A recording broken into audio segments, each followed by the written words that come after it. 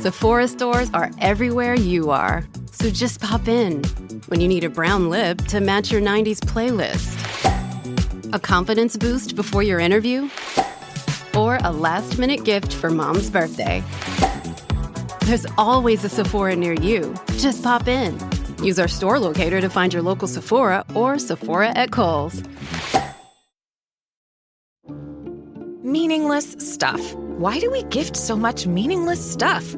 Tired of generic gifts and hollow trends? Shutterfly allows you to create meaningful photo gifts for your family and friends. Whether it's a cozy fleece blanket for grandma, a stunning canvas print for mom, or a mug to make dad smile. Enjoy 40% off with code MAKE40 at Shutterfly.com and make something meaningful this year. See site for more details.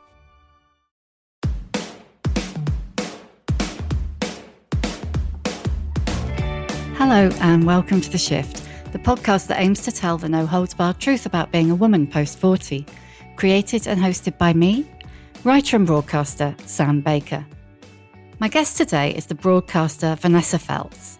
Ever since the mid-90s, Vanessa has been a fixture on British TV and radio, and also, for better or worse, our front pages. She became known as the British Oprah, and that applied not just to her consummate skills as a broadcaster and talent for saying the unsayable, but also what she describes as her pernicious public cycle of yo-yo dieting. She cut her teeth on This Morning, interviewed stars on The Big Breakfast Bed, and hosted her own hit show, Vanessa, the first British US-style talk show in the mid-90s. She's also presented BBC Radio 2's Early Breakfast Show and BBC London's Breakfast Show, and now hosts a Saturday show on LBC. But like many women in the public eye, her professional achievements have often played second fiddle to media scrutiny of her private life. I mean, maybe if you've been very sort of harshly criticised in your own family, in your own home for doing nothing except going to get a glass of orange squash, you know, then maybe when critics that don't know you really assassinate you in the press or wherever, you're not that surprised by it, although it definitely isn't nice. And I don't think anyone who suddenly finds themselves in the public eye is quite prepared for how deeply upsetting it is. Vanessa joined me to talk about finally bearing it all in the autobiography she said she'd never write, Vanessa Bears All. We also discussed growing up with a chorus of critics and dealing with the toxic media attention paid to her weight. Plus, divorce, being back in the dating game at 62, finally losing her inhibitions, and why what she'd really like is a great big love.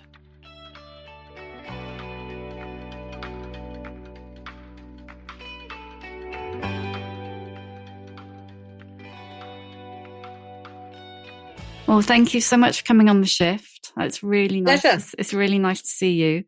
Glad to be here. Thanks for asking me. And what room are you in? Because your ceiling is fantastic. That's such a good question, because the answer is I don't know, because it's a room, but it isn't a bedroom, because you have to basically there's an archway into it and then a door into another bedroom next to me. So it's just kind of a room. That's a room on its own that you wouldn't want to sleep in, because if you did, people would have to walk through it to get to another room.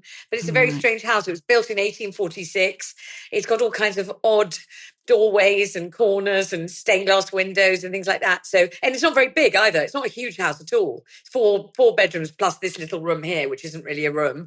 And but it featured in John Betjeman's Metroland. It's a listed building, and yes, it does have a very elaborate ceiling for no reason. So it's not, because it looks almost churchy. Yes, it does. But the whole thing's churchy. It's a Victorian Gothic folly. You're absolutely right. It's all arches and stained glass windows and churchy, but it's not an actual church. Is this the house you moved into post the 1999 debacle? Yes. Yes. Yeah, cool. You and I was reading the book. There's right near the beginning. You say something that I think it really resonated with me, and I think it's going to really resonate with listeners, which you said, I was brought up to believe in a fairy tale. Yes, I was. And I don't know why I believed in it for so long. I don't know why I didn't question it more. But I think I was brought up to believe that, if you're just kind of a good girl, and you really tried hard, you worked hard and tried your very best, and you weren't late, you weren't rude, you weren't, sort of slipshod, you really, really tried hard and did your very, very best, that you would sort of earn the right to live happily ever after. I think that is what I thought would happen for some crazy reason. And of course, it isn't like that at all. And, as my father did tell me almost on the hour every hour, life is not fair. And the people who work the hardest and are the cleanest and the most punctual don't necessarily live the happiest ever after. But somehow I didn't seem to grasp that. I seemed to kind of think that if I just tried hard enough, everything would go really well. And obviously that isn't quite how it works, unfortunately. But you must have been getting mixed messages then. So if you had your dad saying life isn't fair, but you were also getting the message like we all get, like, just be a good girl, kind of, get the grades, do the thing. It was all going to work out in the end. But, I think the message was life isn't fair, but you can make it fairer if you really just try very hard and, are very polite and are very punctual and nice and never show up drunk and you never show up late and you just always just do the thing as hard as you can, as well as you can. Then although it's not fair, it'll be fairer for you because you've tried so hard. I think something like that anyway. Don't know. Is there still a little bit of you that believes it? No, I don't believe it anymore. I don't, because I've seen, I've been around long enough to see so many people who, are casual and crude and rude and lazy and obtuse and full of sin and, nastiness and malice, somehow have an absolutely fabulous, cracking time that they totally don't deserve. And, they didn't do anything to earn it. And somehow or other, it's kind of doled out to them in enormous dollops of joy and pleasure. And people who are so kind, so good, so compassionate, so lovely, really, really trying to, to sort of do good in the world and be decent, having a really rotten time of it. So no, I don't think so. No, I really don't. I'm always interested, the messages that we get as kids. What messages did you give your daughters? Oh gosh, I suppose I gave them messages about, you're lovely, you're fabulous, you have a good go at things. You could fail. Oh, lovely cat, nice. Yeah. You could. Who is that? Who's that cat? That's Sausage. Come on, that's actually interested, Sausage. Hi, Sausage. How nice to see you. What would T.S. Eliot say to you in the Book of Old Possum's Practical Cats? He'd say that cats have 3 different names. Isn't that what he said? Did he? Yes, there's a daily name and there's a very formal name and there's some other kind of name, and there's a whole poem about the addressing of cats, how you must address cats. Oh, I don't know what his formal name is. Maybe that's why he's so pissed off all the time, because he doesn't get the respect he's due. It's probably true. That must be it. Yes. He's sitting here thinking, I've been away for 10 days, and he's sitting here going, what are you doing? You should be sat on the sofa where I sit on your hand to stop you moving. Anyway, he's done what he wanted to do, which was get attention. Oh, good. Well, that's nice. What were we talking about? Your daughter. Yeah, what do I tell my kids? I told them to have a bash at stuff, and that failure is a part of life, which I don't think anyone ever told me. Nobody ever said to me, lots of people, even people who appear to be successful, have tried and failed all manner of things, and there's absolutely no shame in it. Just have a bash. What's the worst that can happen? It doesn't go well, so what? Do something else. Nobody ever said that to me at all, and I've certainly said that to them. And I've also said, I love you, I adore you, and I'll love you even if you're wrong. If you're right, and working hard and trying hard and being lovely, I will love you. And if you're lazy, horrible, spiteful and nasty, I will still love you because you're my daughters. I'll love you whatever happens. And I hope that's a good message that makes them feel supported and, appreciated, because I think that's what you really want to do to your kids, make them feel that they will be helped by you should anything go wrong. And I would always do my best to help them if anything did happen to them that wasn't what they wanted, obviously. You really made me laugh in the book when you said, I can't remember, I'd written it down and then I think I deleted it for some reason, but you said something about them being lovely and not in the acquired taste way. Which yes, really exactly. They're just lovely. They're not sort of strange, peculiar. You've got to sort of learn to love them like olives or something that you might not like. Yeah. They're lovely girls and lovely women, lovely mothers, really good fun to hang out with. I'm really fortunate. I adore them. It hasn't been difficult. I haven't had to learn to love them or anything. I just love them. And so that's a really lucky thing. So tell me about little Vanessa while you were kind of... God, what does that mean? Well, tell me Yuck. about being, I know, but tell me about what you were like as a little girl. Because you said you hated being a baby. Childhood was worse, adolescence. I was just like this. I was exactly as I am now. I was no different in any way. I looked the same. I behaved in the same way. I liked the same things. I was just like this, and I was kind of longing for some autonomy, some kind of independence, to do the things I wanted to do and kind of get on with being a grown up and make the decisions and hear the gossip and watch Bouquet of Barbed Wire, which my parents wouldn't let me watch and kept expelling me to the hall every time it got mine sexy. I had to keep neither. leaving. Because you became incredibly successful, but you'd come from a point of view where you went to Cambridge and got an amazing degree. And then, like you say yourself, put it in the drawer and set about the mission of what you were taught to do. Yeah, the only thing that really mattered was getting married. That was the thing that was valued and prized.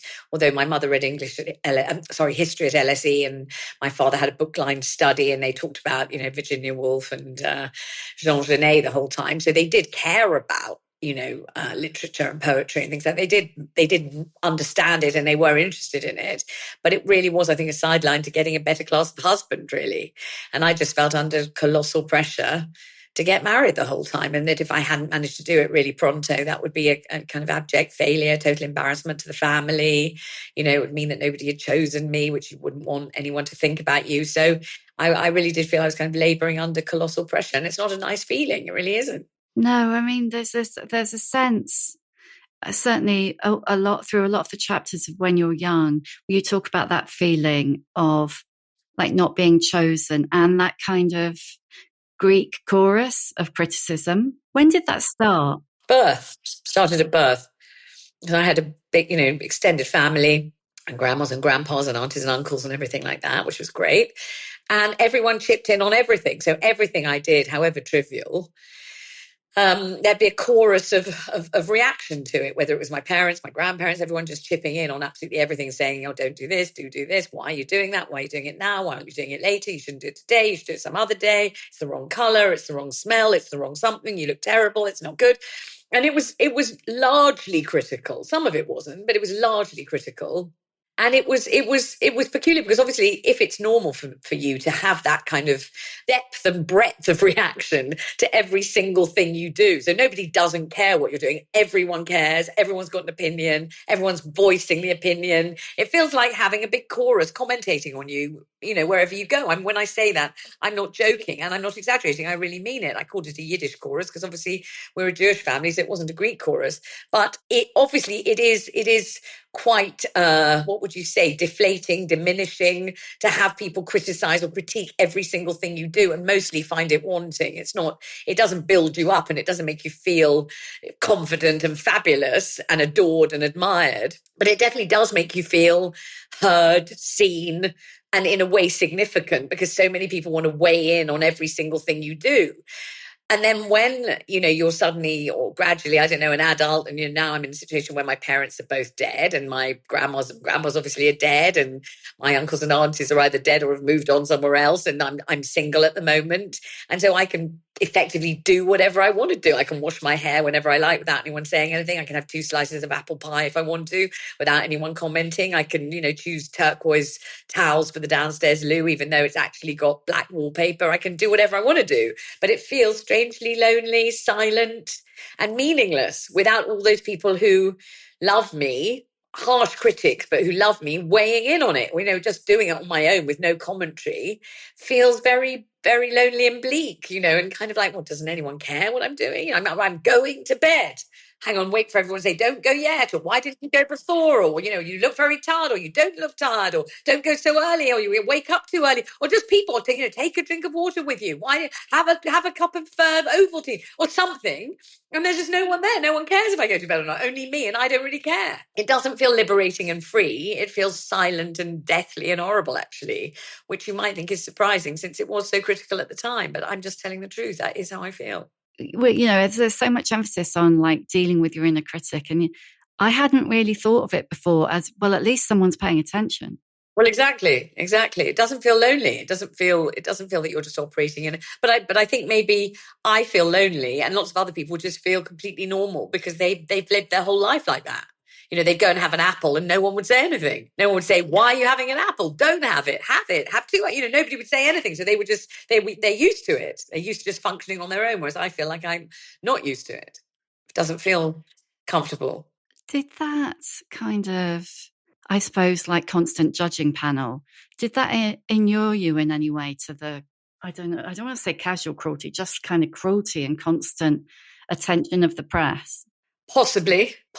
I just certainly wasn't expecting the universal love and to be, lionized and adored by everyone that ever saw me. So maybe if you've been very sort of harshly criticized in your own family, in your own home for doing nothing except going to get a glass of orange squash, then maybe when critics that don't know you really assassinate you in the press or wherever, you're not that surprised by it. Although it definitely isn't nice. And I don't think anyone who suddenly finds themselves in the public eye is quite prepared for how deeply upsetting it is to be, lambasted by total strangers. It isn't very nice. It's really not. You feel, very kind of assaulted by it in a way. It's just horrible. You kind of, all you're doing is your job. You hope people enjoy the show that you do. If they don't, you assume they won't watch it. You haven't committed a crime. You're not in receipt of public money. You're not a politician. There's no real reason for the level of vitriol. It could be one, we don't like Vanessa and I don't like her show. I don't want to watch it. So don't watch it. Then fine.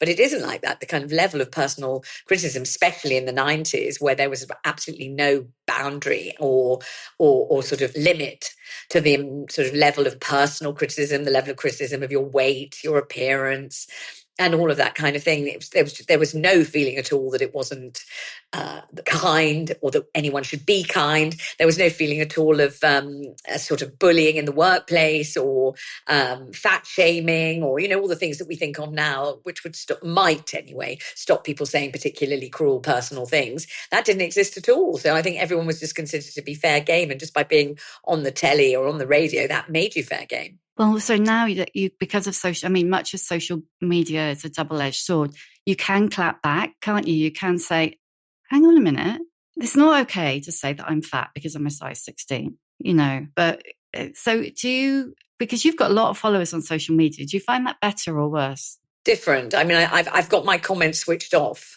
So, if anyone wakes up in the morning and thinks what they really most want to do is insult me or say something revolting to me, at least it won't come to me, thank God, because I don't want to read it. I don't wake up and hear that somebody in Scunthorpe hates me or thinks I'm ugly or fat or old or whatever it is.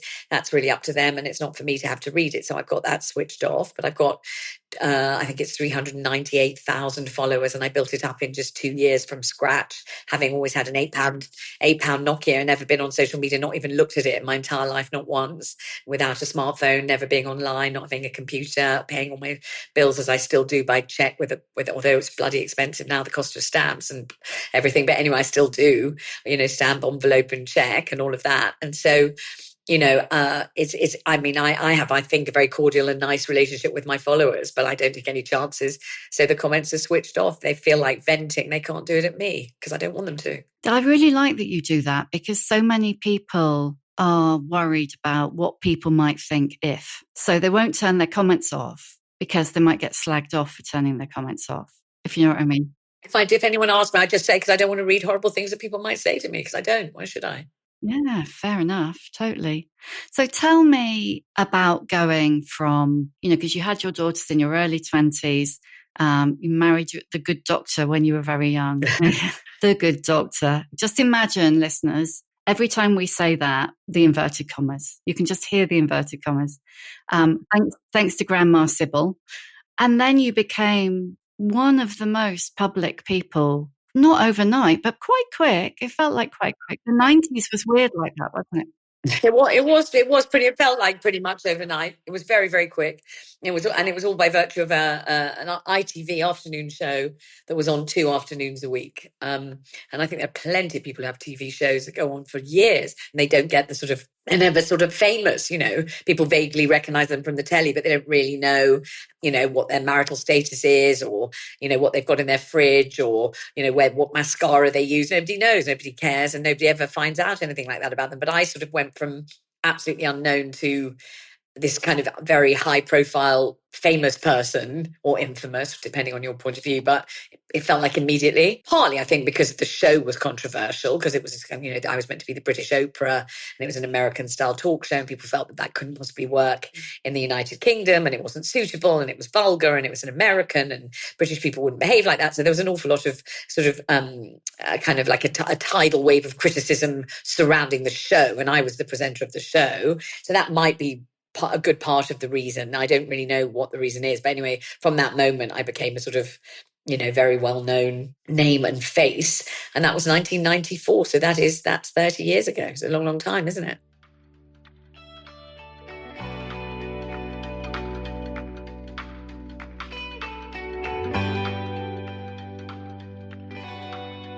This episode of The Shift is sponsored by LinkedIn. As a B2B marketer, you know how noisy the ad space can be. It's time you had a marketing platform built specifically for you. That's LinkedIn Ads, the platform where you can cut through the noise by precisely reaching the professionals who are more likely to find your ad relevant. Target your ideal audience by job title, industry, company, and more. Stand out with LinkedIn Ads and start converting your B2B audience into high-quality leads today. LinkedIn Ads allows you to build the right relationships, drive results, and reach your customers in a respectful environment. You'll have direct access to and build relationships with decision makers. There's 1 billion members, 130 million decision makers, and 10 million C-level executives. You'll be able to drive results with targeting and measurement tools built specifically for B2B. In technology, LinkedIn generated 2 to 5 times higher return on ad spend than other social media platforms. You'll work with a partner who respects the B2B world that you operate in. 79% of B2B content marketers said LinkedIn produces the best results for paid media. I mean, LinkedIn is the first place I turn if I want to know what the people who shape my industry are thinking. So whatever industry you work in, you'll find the brightest brains and ideas here. Start converting your B2B audience into high-quality leads today. We'll even give you $100 credit on your next campaign. Go to linkedin.com/theshift to claim your credit. That's linkedin.com/theshift. Terms and conditions apply. LinkedIn, the place to be, to be. There was always, like you describe it, and as that kind of pernicious cycle of yo-yo dieting, but that took place in public. It kind of seems to me, well, two things. One is that wouldn't have happened to you if you'd been a man, but also it was women doing it to you. Yes, that's right. I think it could have been because I started as a journalist. And so obviously the people who were writing about me were other journalists. And I'm imagining that at least some of the women thought, God, it ought to be me. Why is it her? Why is it that fat cow with her own TV show? Why isn't it me?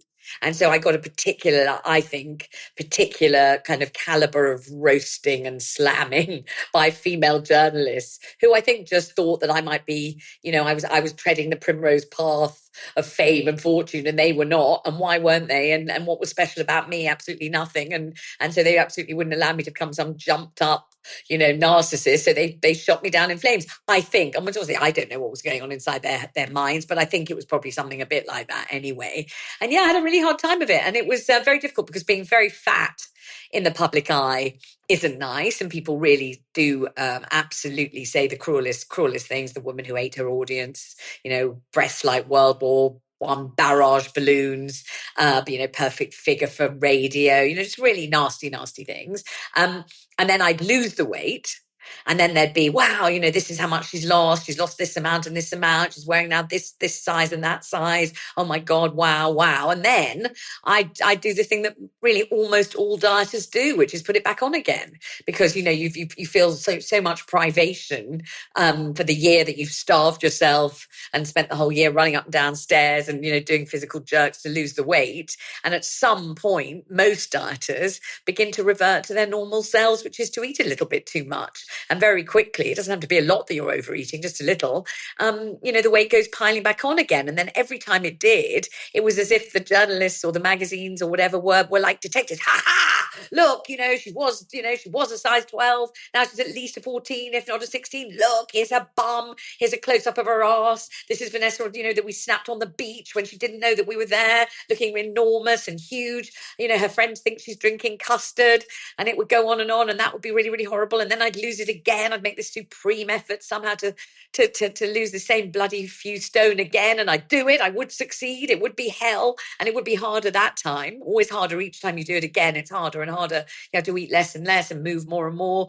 to get the same stupid weight to come off, and eventually it would come off, and then exactly the same thing would happen all over again. I would eventually start to eat normally again. The weight would go on again, and they would be like, ha ha ha, we've caught you out again. Look how fat she is. And there'd be pictures of me just, once, I don't think I put this in the book. I should have put this in the book, actually. My solicitor once got a phone call to say, we've the sushi pictures. And he phoned me. It's called Graham Shear. And he phoned me up and he said, Vanessa, I don't know what they're talking about, but they've got the sushi pictures.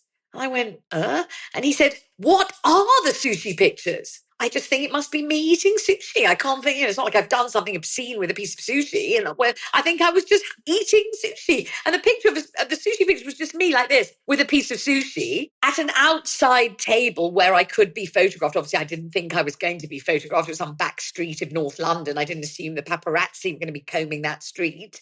And it was just the idea, this is a picture of Vanessa eating. She's eating. And there was a currency they could sell pictures of me eating because I was a fat lady eating. Oh, that's a great picture for Heat magazine or, the Mail on Sunday magazine or any one of those magazines that kind of, show celebrity cellulite and things like that. And, so it was a kind of vicious circle of dieting and starving and exercising and putting the weight back on and being castigated for putting it on. And then I'd try and lose it again. And this went on for years until I had a gastric band and then a gastric bypass in 2019. And since then, it's all calmed down and I'm delighted. I don't have to keep talking about it or thinking about it anymore.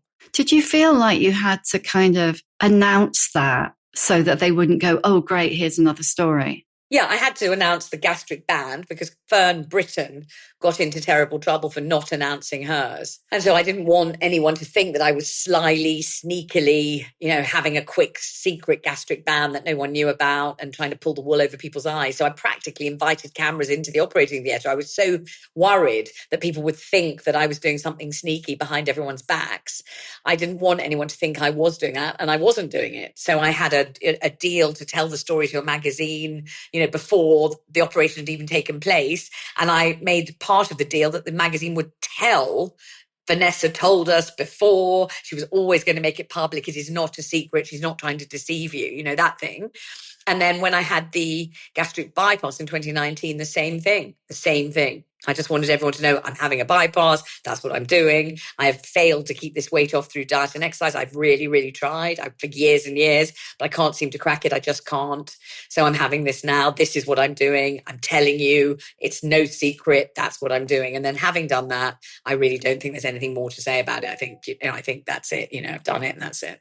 It's just boggling, isn't it? It's like you're in a position like where you feel like you have to justify everything. But I wonder now whether it would be better or whether it would just be, oh, is she or isn't she using Ozempic, Yeah, now it would be is she using Ozempic? And if it were now, I'd be saying, yes, I'm using Ozempic. Here I am, look, here I am, bam, stabbing myself with the injection. This is me collecting my Ozempic. Here it is. But actually, and also, what a shame I couldn't have done that. What a shame I had to have the stupid old operation. I wish bloody Ozempic had been invented in 2019 and I would have had that. Would have been great. Yeah, it would I would been be the first easier to use it and the first to say I was using it and the first to admit it and the first to be absolutely open and the first to film myself on Instagram doing it so everyone could see me doing it. I would not want to, I wouldn't want anyone to accuse me of pretending I'm not when I am. And I just would hate that.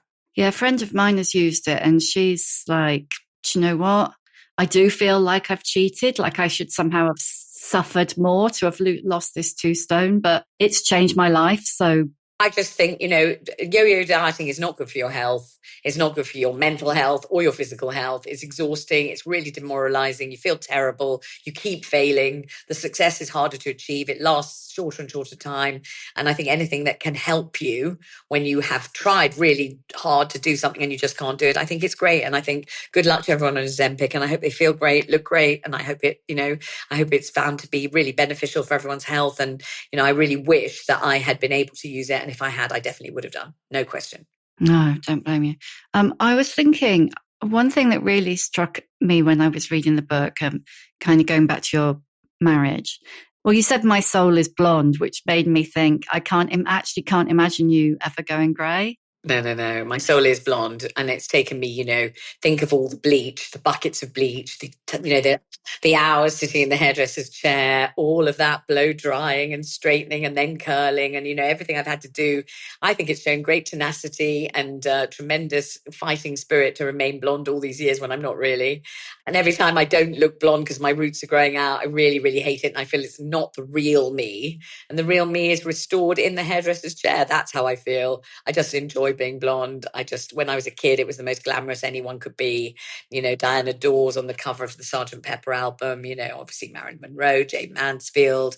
And my mum's friend was a lady still alive called Auntie Pat Layton. She had bleach blonde hair and, just looked great. And that's what I wanted to have. I just wanted to be a bleach blonde. Not a natural blonde, obviously, but a bleach blonde. I wanted to be kind of like a glamorous platinum blonde.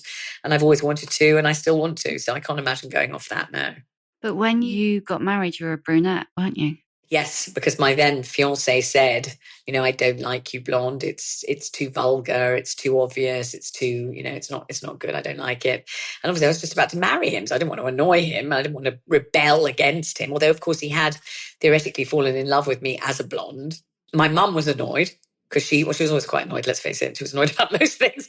But she was annoyed because I think she thought I'd look better as a blonde bride than a brunette bride. And I think she thought it was a shame. I think she thought they were paying all that money for the wedding. It was a real shame I wasn't going to look my best. I was going to be a really dull-looking brunette instead of a, dazzling blonde. Although I must admit, she'd never said she liked me blonde. She never, I don't know what I would have had to do to get her to say something, complimentary about me. I really don't. But I never seem to manage to do it. But anyway, yes, you're quite right. My to-be husband said he didn't like me blonde, so I went brunette. That is true. But I must admit, straight after the honeymoon, I got the blonde highlights back in, and then got blonder and blonder with every year that passed. Yes, that's true. The kids now would go, red flag. They would go red flag. Red flags hadn't been invented in those days, but No. they would have gone red flag. But I was brought up to sort of, it feels as if I was sort of, raised in Fiddler on the Roof, the film, which is what I've said. And it is how it really felt, very, very sort of an old fashioned way of being. But, you kind of, the thing that was the woman's responsibility was what is called shalom, which is peace. Shalom bayit, in the home, to be peace, to have a peaceful home. And how do you have a peaceful home? You basically do whatever your husband wants you to do. And then when you have children, you do what your children want you to do so that the home is peaceful. And the person that sacrifices her desires or her wants or needs is pretty much always the mother, the woman. And I didn't, I don't know what did I think of it then? I sort of thought it was probably ridiculous, old-fashioned and everything else, but also probably wise in a way, just to do what you need to do to make everything go smoothly. And, not to be blonde, I just thought, well, if he doesn't like me blonde, he loves me, wants to marry me, I better just not be blonde for a bit. So I didn't. It didn't feel like a deal breaker. I don't think it was a deal breaker. I also don't think it was great. And I also am not quite sure why I didn't, considering it was 1985, not 1785, why I didn't just say, well, actually, I do like it. So, that's how I want to look. I just didn't know. But we've all done that, haven't we? We've all... Well, that's the thing, isn't it? Just to keep the peace. Our eyes to stuff. Keep it all ticking over, not annoy anyone, yeah. Yeah, it's like when you kind of got your TV break and you were doing This Morning, was that the first time really when you felt like you'd found your calling, if you like, for want of a better I think it was on the radio, actually. I think the first time I was asked on the radio, and I just was as nervous as anything. I'd never done it before, and I was really, really scared. And yet when the red light went green, I suddenly got funnier and better than I was without green light on, which is quite unusual. I now know. I didn't really realize it then, but people are usually less good. And they normally in the car on the way home think, oh my God, what the hell did I say that for? I sound like a right idiot. Oh God, damn it. I forgot the thing I meant to say. I said some other rubbish. Oh no, God, that was terrible. And I didn't. I thought, God, I was a hell of a lot funnier and more entertaining than I normally am on the radio, and I just loved it. And I think from that very moment I was hoping they'd ask me back. And then when I got to be on the telly with Richard and Judy, the same thing, really, more of the same thing. I just thought, oh, this is fun, this is great. And actually somehow or other, even though I don't know what I'm going to say, when I do say it, comes out funny and good, and everyone smiles and laughs, everyone likes it. And they very quickly gave me a contract for this morning, and that was kind of how I got started, sort of in the radio and the telly on the same sort of time, with the same sort of feeling of really enjoying it and being really pleased to do it. So yeah, I suddenly felt like, oh, this is something I think I love to do. Yeah, it was great. Did you feel like you could be yourself, or did you feel like you had to be like Oprah or be like someone?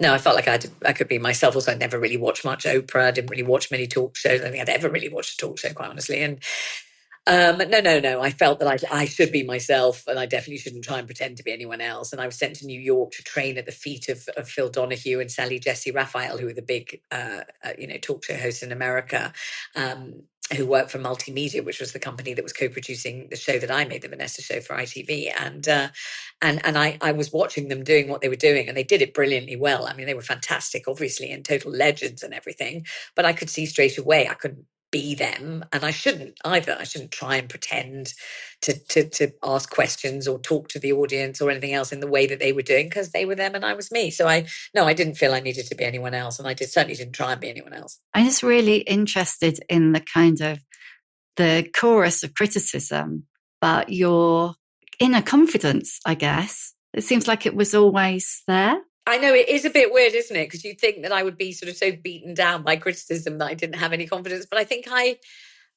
don't know, maybe I had a sort of humor about it. I kind of thought, okay, well, you think that, and I'll just quietly just go and do this thing.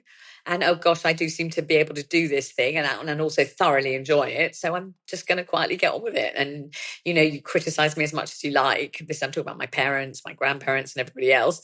I'm just going to carry on doing it. I'm going to crack on because I like doing it. And I don't know where I got the resolve to do that, really. But I suppose when you really find something that you love, you want to hang on to it. And I did. Like you say, whatever you do, don't break the good doctor's balls. And I know that was, 30 years ago, but I think that's still the case now for a lot of women. I think successful women are in this very, very difficult position because you don't want, well, it may be just me, I don't know, but I mean, you don't want to sort of act like, the sort of boss of anything. You don't want to be like, okay, I'm earning more money than you, I'm more successful than you, therefore, we'll do what I say and I'm running it. And I definitely didn't want to do that. I didn't want to make my husband feel, small or lesser or anything like that. Plus, he was a surgeon, which I totally respected. Obviously, he was doing a very important job. It's not like he wasn't. He was. He definitely was. It wasn't that I was indulging him and I didn't really mean it. I did mean it. So it wasn't difficult to behave like that, as I really thought that was the right way to behave. But certainly I tried not to seem like a ball breaker or like some woman who thinks she rules the roost, because I didn't want to rule the roost. I wanted to be in a marriage where we were sort of equal partners and everything just ticked along smoothly and we sort of loved and respected each other. I didn't want to be the boss of him. Not at all. So I wasn't.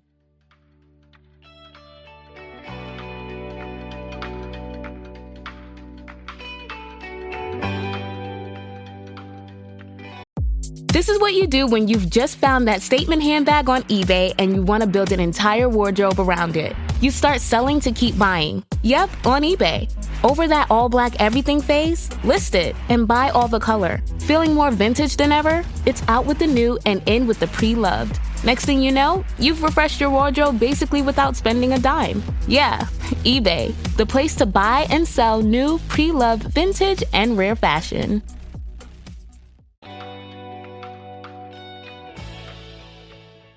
Let's jump right forward to where you are now. You're 62, you've got your new show on LBC. And how is that? What does life look like now for you at 62? Well, the show's great fun, and there are other, I'm not allowed to sort of tell you anything, but there are other great prospects very imminent at LBC, which is just about to be announced like any second now. So that is really Brilliant. exciting. Yeah, I'm really pleased and I really love it there. It's really good fun. Lots of my lovely BBC listeners have followed me over there and keep on saying, hello, you recognise me from the BBC? And I'm like, oh my God, are you my Jim in Walthamstow? Hello. And callers that have been calling me for years on the BBC are calling me on LBC. So that's really great. And I love it. So that's good fun. I've got my very exciting clothing range, which is called For Love, the number 4 and then the word love.uk. And it only launched last December and it's absolutely a galloping success. So that is good fun. And obviously, an exciting extra thing to do that I haven't been doing before. So that's great. The book, obviously, the autobiography, I said I'd never write, but have now written. And I hope that's going to be okay. God knows. Anyway, that's another adventure. And I'm still the columnist at The Express and Agony Aunt at Best Magazine and, feature writer for lots of different things. And I'm on this morning sofa, which I first climbed aboard in, I think it was 1992. So, I've got lots of different strings to my bow and I'm having a great time. I mean, there's so much talk, isn't there, about invisibility once women reach midlife and beyond. Have you felt any of that? No, obviously not. I haven't found that. I think one of the things about being recognizable is that people recognize you. They see you and they notice it's you. And then they say to the person next to them, oh, look, that's Vanessa Feltz. Doesn't mean they always say something nice about you. They may say something horrible about you, but they certainly know it's you and you definitely don't feel invisible. Definitely not. I don't feel invisible. I know I am visible because I know that people keep noticing me and keep saying so all the time. So no, I haven't had to deal with that. Many things I've dealt with, but that's not one of them. Has there been a moment in your career in kind of midlife-ish where you've felt like worried about work, or you felt like, because there was the kind of cull at Radio 2, wasn't there? And you do see other women kind of being shifted. Yes, I have been lucky because I've always had rival companies kind of circling me and trying to poach me all the time, all these years. So I've always had this very reassuring feeling that if I didn't like it, I could probably jump ship and go somewhere else, which is what I did. So I haven't felt that, but I certainly have watched other people have to suffer that. And it's incredibly hurtful, especially in an industry where, the figures and the radars are clearly there and you can see how you're doing. So if you're doing well and a broadcaster still decides to get rid of you, that can be very hurtful. So, yeah, no, I've been lucky not to be subject to that, fortunately. You're kind of back on the dating scene now. Well, it's been a bit, I don't know, it's difficult, and I would advise anyone else, don't take it personally. It's a numbers game and, obviously you're not going to click with people straight away or not at all or whatever it is, but it can be a bit demoralizing in truth. Do you know what? One of the things many things I love about you is that so many people, when you speak to them, they're like, no, I love being single, no more men. And I often do hear from listeners going, well, that's all very well if you feel like that, but I don't feel like that. I don't feel like that. I don't feel I am desperate. Please pick me. Okay, you, any old man in a storm, just not to be alone. I don't feel like that, thank God. But I definitely would rather have a partner to share things with and chat to and just be with. I do like that. I don't want to not have one. But I don't know if no one comes along, then no one comes along. What can I do? I'm doing my best. Do you use apps, or do you just took those? No, I can't. Yeah. And end up in the paper literally the next day and it would be humiliating and I just can't possibly. So no, I don't use apps. I wish I could, I suppose, just to maximize the chances, but I definitely can't. So I can't. And anyone who's in the public eye will tell you just can't. It's not worth it. Would you want to live with someone else or just the company and the fun? I think I would. I think I'd like a proper shared life, really. I'm not saying I need to get married again or anything like that. I mean, I certainly don't need to. And it would probably be ridiculous. And I wouldn't mind, I suppose, 2 houses, but you spend weekends and a couple of nights a week together or something like that. I wouldn't mind that. But really, I like just a proper shared life and a real partner that's really there that you really do things with, not pretend, but real. But it's not. It isn't easy to. I don't think it's easy to find. But it doesn't mean I'm not going to carry on trying because I am a trier, and and I'm conscientious and all about Robert the Bruce and the Spider, and all of that. Try again. So I'm trying my best. If I don't, I'll be fine. But I would like to really, if I could. If the Lord would bless me with one great big love, I think it would be so nice. It would be so fun, wouldn't it? I think it'd be so fun. I'd love it. And falling in love is such a great lark. You feel great. The pavement starts sparkling. You're singing in the bath. It's all just great. And it would be so nice to have that one more time at least. I mean, I really would. I mean, I know you may say, oh, for God's sake, Vanessa, how much more do you need? Why don't you just shut up and step away and let everybody else do it? You know, you've done enough in your life. But I did don't feel not like that. I'm say only that. 60. I'm only 62. And I would like it. Wouldn't it be great to look at someone and suddenly, you know, you just feel like you're dancing and singing and skipping about? It'd be great. As you've got older, have you kind of got bolder, more confident, less worried about what other people think? I think everyone does. I think you get older, you just think, well, this is what I like, and this is what I like, and this is what I want to do, and this is what I want to do, and this is what I feel like reading. I don't feel like reading the classics. I feel like reading this bit of chick lit, and I'm going to because it will be fun. And why shouldn't I have some fun? And why shouldn't I do what I want to do? I think you do feel a bit more confident and a bit less nervous of what other people might say. Because I think that everybody's blagging it. Everyone's just doing their best. Most people are feeling imposter syndrome to the absolute max. I remember even Michelle Obama said that she walked into a room and she felt imposter syndrome as the First Lady of the United States. And she's outwardly confident, so incredibly well educated, so accomplished in every way. And if she feels it, then everyone must feel it. And if everyone else is feeling it, then why should you care what they think of you? Everyone's obsessed by themselves anyway. People are only really focused on what they're wearing, how they're coming over, what they're having for dessert. They don't really care what you're doing. Nobody's watching you that closely. Nobody cares. That's the kind of thing like my granny used to say, nobody's looking at you. And I used to take it as a negative, but actually I think it's positive. It's definitely a positive. I think she meant it that way, didn't she? I don't know. Difficult to tell. You couldn't always tell. I think nobody's looking at you. It means nobody's looking at you. So you might as well do what you want to do, and don't think, oh my God, I've got this spot on my chin. It's ruining my entire life. Nobody, everyone's going to hate me. They're only thinking about the spot on their own chin. They're just really not noticing yours. That really is, I'm sure, true. There was on your Instagram the other day, you said it was the first time in your life that you'd enjoyed a photo shoot. Oh yeah.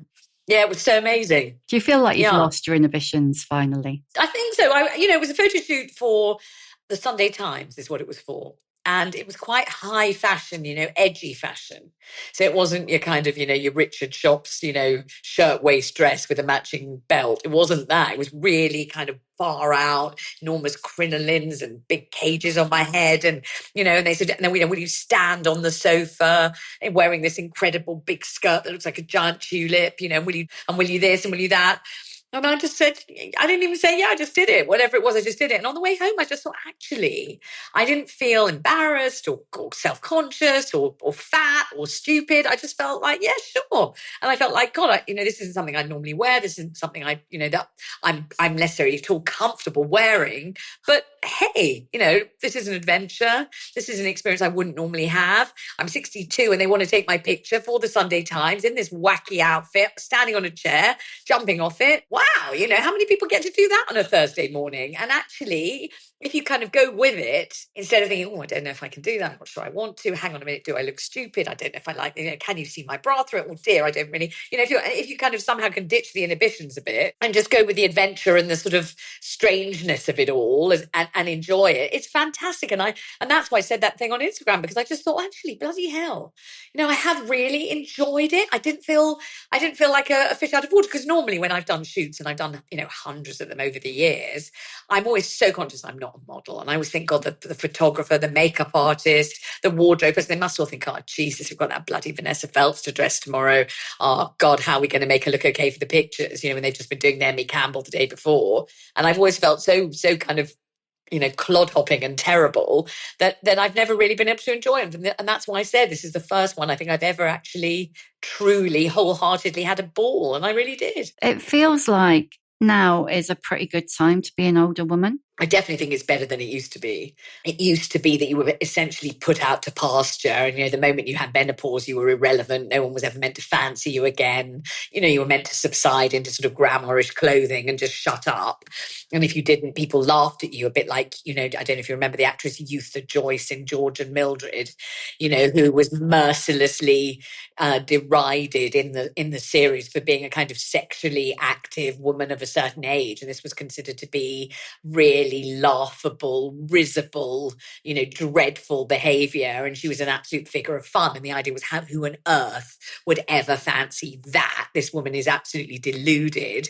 And the idea of being a sort of sex-crazed older woman was just absolutely decried as revolting, really. And I don't think that kind of program would be made now. I mean, there are so many programs now with, Reese Witherspoon, Nicole Kidman, Michelle Pfeiffer, Demi Moore, as beautiful, desirable, enticing, mysterious, sexually intriguing older women. And I'd much rather live in that atmosphere than the Youth of Joyce era anytime. Oh God, anytime, totally. I mean, you say in the book, I'm a pragmatist. I only fantasize about the attainable. So what are you fantasizing about now?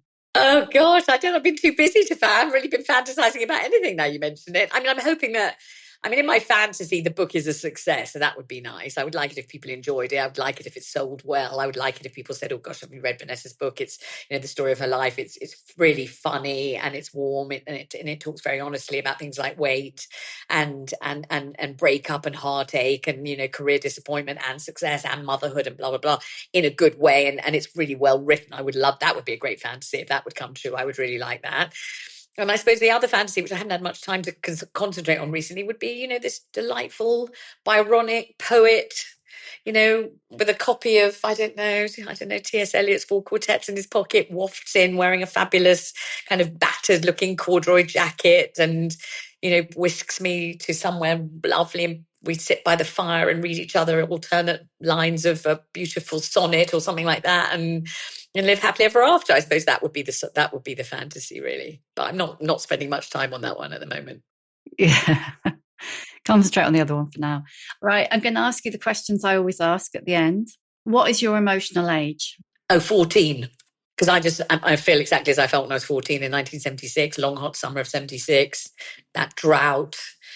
It was boiling hot, just full of fizzing hormones and maelstrom of, desire and all that kind of stuff. And I feel exactly the same now. Everything I felt then is exactly how I feel now. So definitely 14, 1976. Give us a book recommendation. Can be anything at all. Yes, I will. Miss Bunkle's book by D.E. Stevenson, Stevenson, Miss Buncle, Buncle, Miss Bunkle's book by D.E. Stevenson. It's in the Persephone series, and it's really terrific. I thoroughly enjoyed it. It's about a woman who writes a novel about all the people in the village that she lives in, but doesn't want them to know that she's written it. And they keep recognizing themselves in it and trying to work out who's written it. It's really, really delightful. Written in sort of 1930 something, I think, or 40 something. What advice would you give younger women? Whatever it is, give it a whirl, because the only thing you'll reproach yourself for later on in life is that you didn't try it. If you did try and it doesn't work out, at least you tried it. Do you ever wonder what would have happened if you had gone to Hollywood in the 90s? I do. I think you'd have been Oprah. I just don't know what would have happened. I mean, it could have been a colossal failure. I could have been home again in 6 months with my tail between my legs having failed, or I could have succeeded. I was offered the opportunity to go to America and host a talk show there. And my then husband vetoed it instantly because he was a surgeon and he would have had to requalify to work in the States. And we were just about to move into a beautiful house here and the children were at school and all these very sensible reasons why, we definitely shouldn't do it. And I didn't even fight my corner. I just went, okay. What he actually said, and I'll never forget it, very, very scathingly on the phone when I phoned him from LA, terribly excited to say, oh my God, they've offered me this show. It's so exciting. And, they're offering an enormous amount of money and, what a great opportunity. And, let's come out here for a while and just try it out. And what he actually said was, how much more famous do you need to be? And it struck home with such horrible force because that wasn't the motivation at all. It had nothing to do with being famous. It was just having been offered this amazing and totally unexpected opportunity, which I just thought, wow, well, give it a whirl. And if it's a failure, it's a failure. But at least I've tried. I really did think that. That's exactly how I felt about it. I thought we could all live in LA for a bit. My mum had already died at the age of 57. So I wouldn't have been sort of leaving my mum. And, it would have been a good time to go because the girls were still little enough that they weren't sort of taking serious exams yet. I just thought it would be a good time to go out there and just try it, and it could have been an absolute failure. But also, if it had been a failure, it would have been a failure in America. No one here would have known. You could have come back quietly and just tried to get on with things without anyone realizing that you'd have been an absolutely, abhorred disgrace in the States. And I just thought, how fun to do that. Let's try it. But he was so adamantly opposed so instantly. So I didn't go and we didn't do it. And then when he then left me about 2 years later, I think it was only quite soon after, I really did think, blimey, why, if you're going to leave anyway, why didn't you just let us all go and try it? So I don't know. But yes, occasionally, very rarely, but occasionally I think, gosh, I wonder what would have happened if I'd gone out there. But obviously I don't know what would have happened, and it could have been disastrous, but it could have been great. Or it might have just been fun. Who knows? Totally. Who is an older woman who inspires you? Who's your old bird role model? I used to really love Dame Anita Roddick, who founded The Body Shop. She was absolutely remarkable woman, and she really did inspire me. Plus, she was an incredibly good friend and really kind, generous, and also involved in like every charity you can think of. The Big Issue was one of hers. Did you know that? And yes, all kinds of international things. And I remember once saying to her, how can you be sort of intimately involved in so many different charities? And she said, just want to help as many people as I possibly can in as many places as I possibly can. It was, for her, it was just simple and obvious. And she was incredibly dynamic, very, very amusing, excellent raconteurs, great storyteller. She's the one who, when she wanted to found Body Shop and she went to the local bank manager to say, please, may I have a loan? Because I've got a really good business idea. He wouldn't take the meeting if her husband didn't come, because you didn't lend money to women. Their husband had to be there. Fuck's sake. That kind of thing. Yeah, so she was great, Dame Anita Roddick, and I mourn her loss every day. She was a tremendous person, incredibly inspirational, and also a very good friend. What's your superpower? Do I have a superpower? I suppose making a joke of things, finding the humor in things, not taking everything desperately seriously, trying to have a laugh, trying to think of a funny thing to say, being able to tell a joke at a funeral when I'm standing right next to the gaping hole in the earth as the coffin's being lowered. I can usually think of something funny to say in almost every circumstance, including just as I'm about to go under the knife and have a horrible operation or something. I can usually think of something funny to say to make the nurse laugh or the doctor laugh or my kids laugh or something like that, which I reckon is a superpower, just not to take myself or anything else too desperately seriously. And last one, how many fucks do you give? I wish I could say none. I probably give a few too many fucks, really. So I'd like to say nil. And I think, truthfully, about 3. 3's plenty. Thank you for listening. If you enjoy The Shift and would like to show your appreciation, why not buy me a coffee? Go to www.buymeacoffee.com/The Shift with Sam Baker. You can hear a new episode of The Shift every Tuesday, wherever you get your podcasts. And if you like what you hear, please do rate, review, follow, tell your friends, because it really does help other people find us. And if you'd like to know more about my own experience of shifting, my book, The Shift, How I Lost and Found Myself After 40, and you can too, is out now in paperback.